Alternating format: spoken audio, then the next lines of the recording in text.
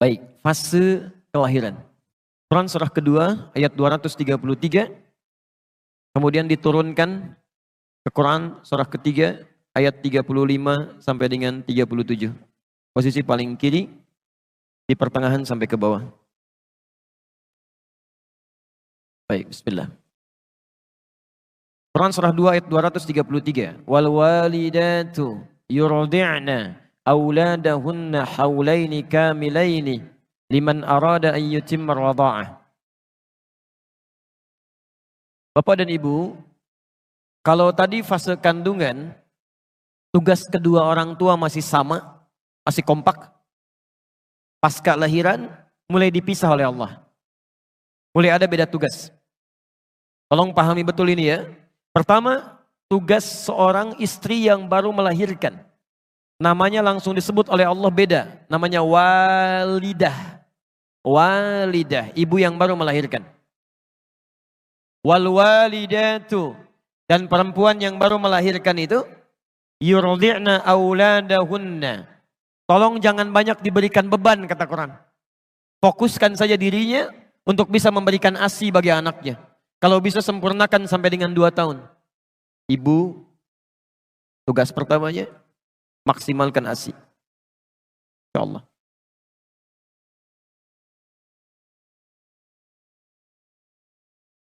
Masya Allah.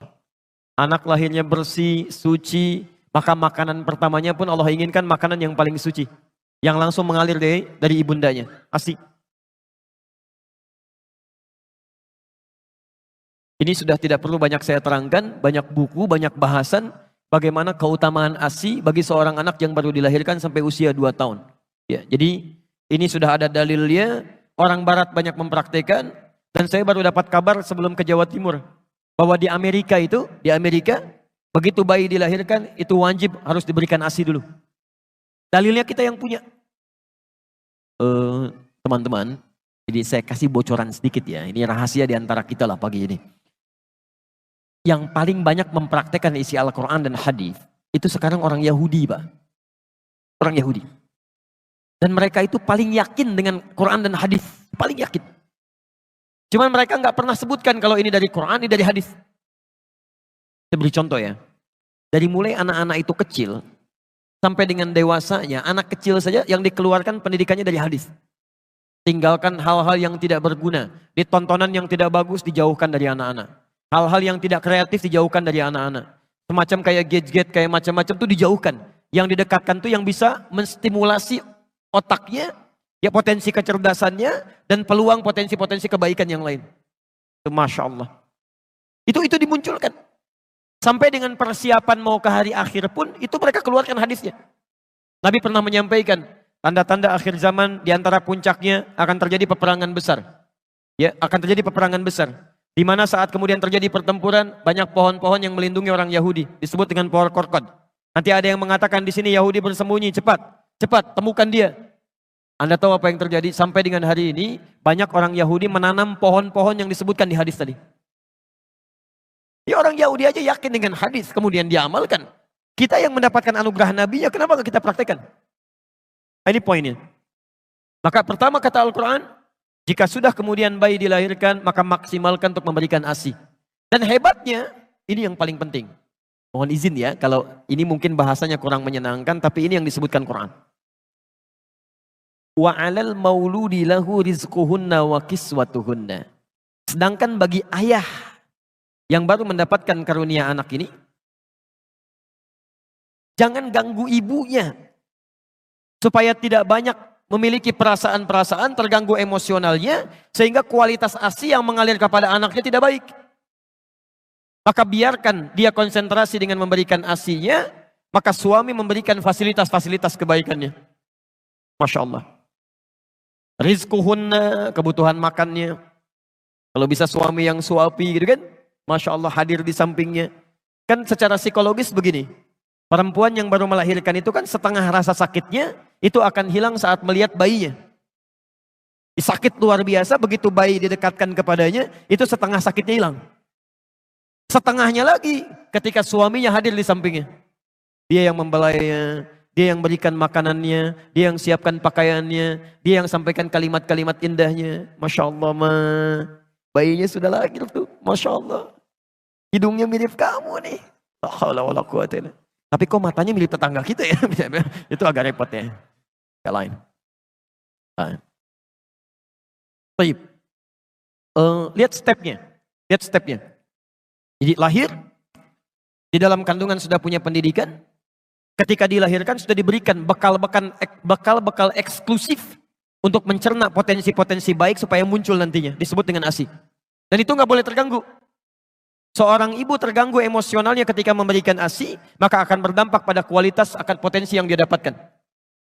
Nah, yang paling menarik, saya mau berhenti di titik ini dulu.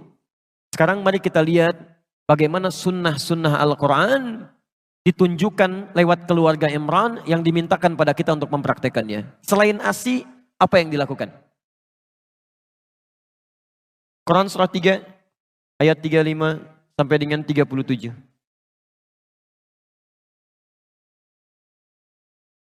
Barangkali kebanyakan anak-anak kita ada di fase ini nantinya. Baik. Ayat 35, itu yang tadi sudah saya ulas. Idh qalat imra'atu Imran, Rabbi inni nadhartu laka ma fi batni muharrara, fataqabbal minni. Innaka sami'ud du'a. Ya Allah, saya bernazar anak yang saya kandung ini menjadi anak yang soleh dekat denganmu ya Allah. Saya mohon jadikan dia anak yang dekat denganmu. Jadi mohon izin Bapak dan Ibu sekalian, sekali lagi, setiap anak yang dikandung, mohonkan kepada Allah. Dan bagian keduanya di ayat ini, tolong spesifik minta, anak ini mau direncanakan jadi apa? Jadi Anda harus punya planning. Misal, anak pertama itu jadi penghafal Quran. Masya Allah. Anak kedua, tafsirnya. Masya Allah. Anak ketiga, hadisnya misalnya. Anak keempat, fikihnya. Wah, ini kalau dikabulkan oleh Allah Subhanahu wa taala indah sekali. Begitu punya persoalan, nah anak pertama apa ayatnya? Ini Abi, Masya Allah. Adik hadisnya apa? Ini Abi, Masya Allah. Tafsirnya apa kakak? Ini Abi, Masya Allah. Hukum fikihnya apa? Ini Abi. La haula wala quwata illa billah. Namira pokoknya kosong nggak ada pengajian. Habis nih. Ini indah. Yang Anda mulai rencanakan.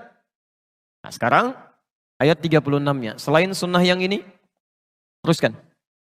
Falamma wada'atha, tatkala bayinya dilahirkan, qalat rabbi inni wada'tuha untha. Kemudian orang tua mulai berdoa lagi kepada Allah Subhanahu wa taala setelah menerima tentang kelahiran ini, baik laki-laki atau perempuan. Hannah pernah berkata, ya Allah, yang lahir perempuan ya.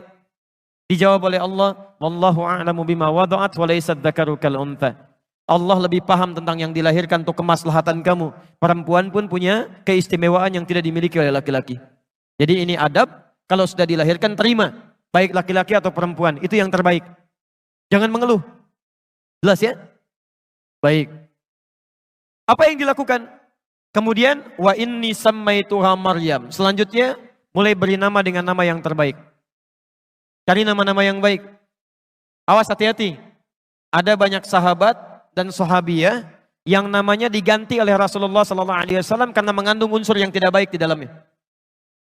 Abu Hurairah namanya Abdurrahman, asalnya Abdus Syams. Ketika datang masuk Islam langsung diganti namanya oleh Nabi. Jangan Abdus Syams, ganti jadi Abdurrahman. Baik. Ada perempuan namanya Su'ah, si jelek. Diganti oleh Nabi, enti Jamilah, ganti jadi Jamilah. Dicari nama-nama yang terbaik di situ. Ya. Dan hati-hati, jangan sampai ada nama anak-anak misalnya, bahkan ketika diberikan nama tanpa disadari, itu nama-nama yang tidak disukai oleh Allah Subhanahu wa taala. Misal nama-nama setan, ya. Hati-hati. Khanzab nama setan, Dasim nama setan, hati-hati. Kemudian Misut nama setan, Walhan nama setan. Atau saya sebutkan dulu barangkali ada yang mirip-mirip langsung ganti ya, begitu pulang. Awas hati-hati ya, nama-nama yang tidak baik cepat tinggalkan. Berikan nama yang terbaik di sini. Dan ini yang paling penting. Ingat, nama itu bagian dari doa bagi yang bersangkutan. Jangan bercanda dengan nama, kasihan. Saya lihat KTP beberapa orang Indonesia pernah menerima di media sosial, itu Masya Allah. Ada yang namanya karena bapaknya senang lawakan, anaknya dinamakan Warkop DKI gitu kan. Ada yang dinamakan dengan tokoh-tokoh yang kontroversial. Kasihan, karena yang akan membawa beban dari nama itu anaknya, bukan orang tuanya. Jelas ya? Teruskan. Berikan nama. Ini. Kasih nama. Wa inni u'idzuha bika wa dzurriyyataha minasyaitonir rajim. Ini yang jarang dilakukan. Sejak anak dilahirkan, langsung bermohon kepada Allah Subhanahu wa taala agar dia dijauhkan dari setan. Ada setan khusus yang menggoda anak dari mulai lahir. Namanya Ummu Sibyan. Ya. Berdoa supaya dijauhkan dari setan.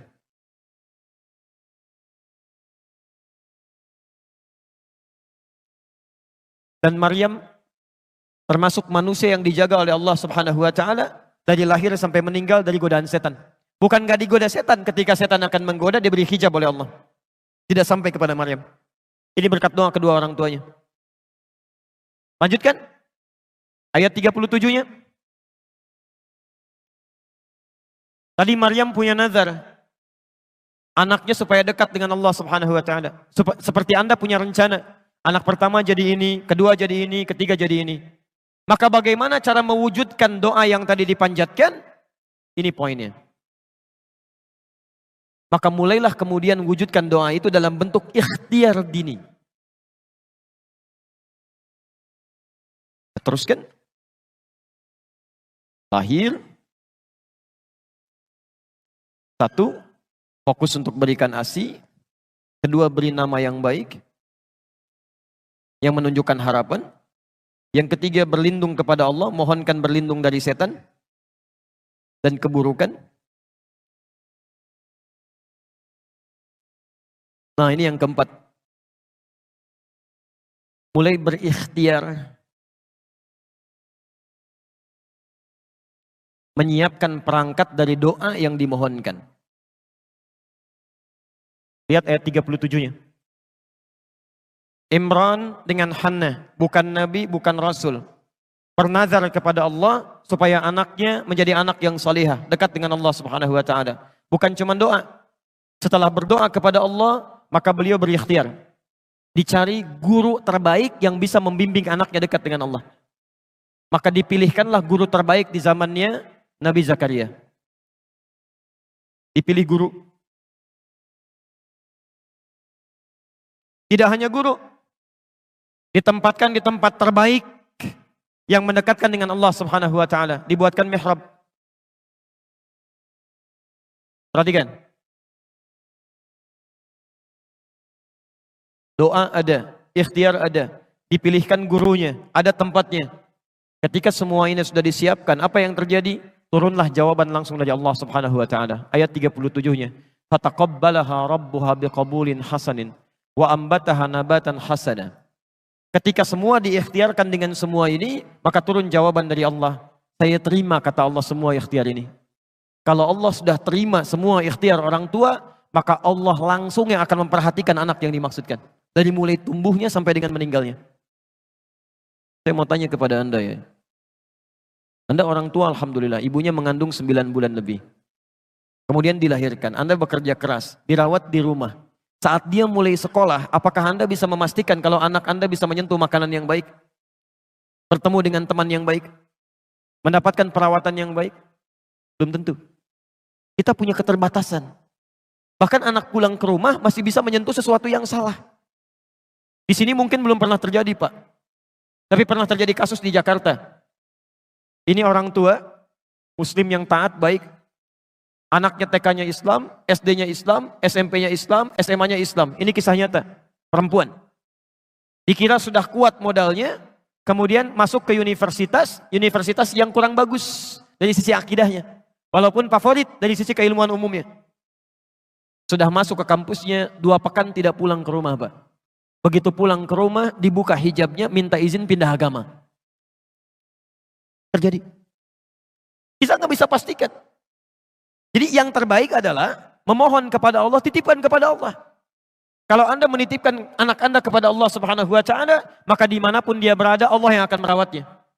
Allah akan palingkan dari rezeki yang tidak baik. Allah palingkan dari teman-teman yang tidak baik. Allah akan jaga itu. Seperti Nabi Yakub menitipkan Yusuf kepada Allah Subhanahu wa taala. Seperti Imran menitipkan putrinya kepada Allah Subhanahu wa taala. Apa yang terjadi? Maaf, jangankan teman-temannya, rizkinya pun Allah yang berikan. Takaffalaha Zakaria, kullama dakhala 'alaiha Zakaria al-mihrab wajada 'indaha rizqa. Ini mihrab, kuncinya yang pegang Nabi Zakaria. Yang memberikan segala kebutuhannya, pakaiannya, makanannya, segalanya, yang nyimpan Nabi Zakaria. Tapi kata Al-Quran, setiap kali mau menyampaikan kebutuhannya masuk ke dalam mihrab, sudah ada di dalamnya. Ketika Anda menitipkan anak Anda kepada Allah, maka Allah yang akan berkenan memberikan segala kebutuhannya. Kalau ada yang haram, akan dipalingkan, masuk yang halal. Dengan cara apapun. Sampai heran, kalau musim anggur ada anggur, wajar. Ini bukan musim anggur, ada anggur. Qala ya Maryamu anna laki hadza, Maryam dari mana semua ini? Qalat huwa min indillah. Ketika anak didekatkan dengan Allah Subhanahu wa taala, maka yang meluncur dari lisannya, yang dilihat oleh matanya, yang didengar oleh telinganya sampai ke ujung kakinya, itu lillah. Karena Allah Subhanahu wa taala. Ya, maka mulai hari ini silahkan Anda boleh punya cita-cita. Siapkan sampai dilahirkan, tapi mohon cari guru yang baik. Coba saat ke sekolah itu disurvei dulu. Kepala sekolahnya siapa? Guru-gurunya bagaimana? Pada rajin sholat apa tidak? Senang tilawah Quran atau tidak? Security-nya seperti apa? Lingkungan sekitarnya bagaimana? Ini modalnya. Maka apa yang terjadi? Saya tutup dulu sebentar. Segmen yang pertama ini, perhatikan.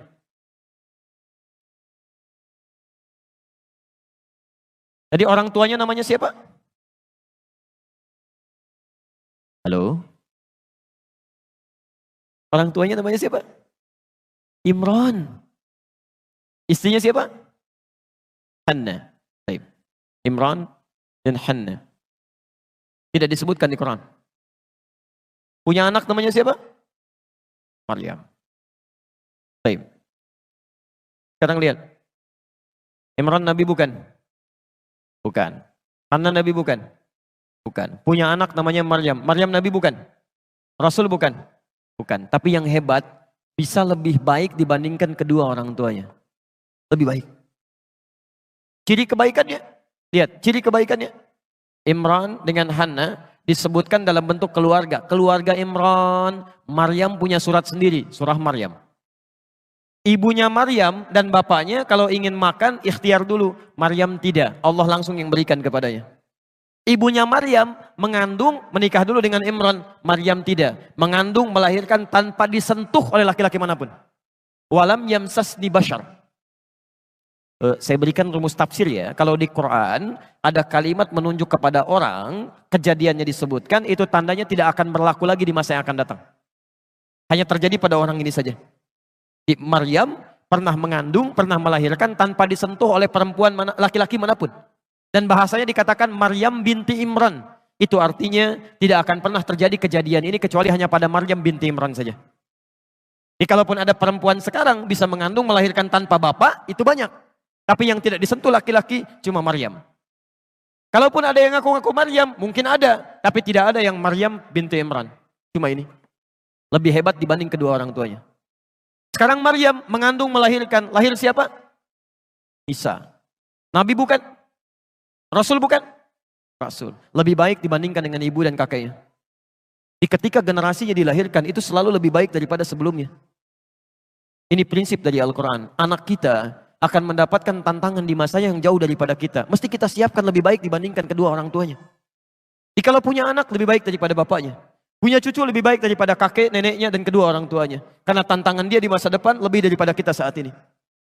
Sering orang tua mengatakan, Ustadz mohon doakan supaya anak saya bisa seperti Ustadz. Saya katakan jangan.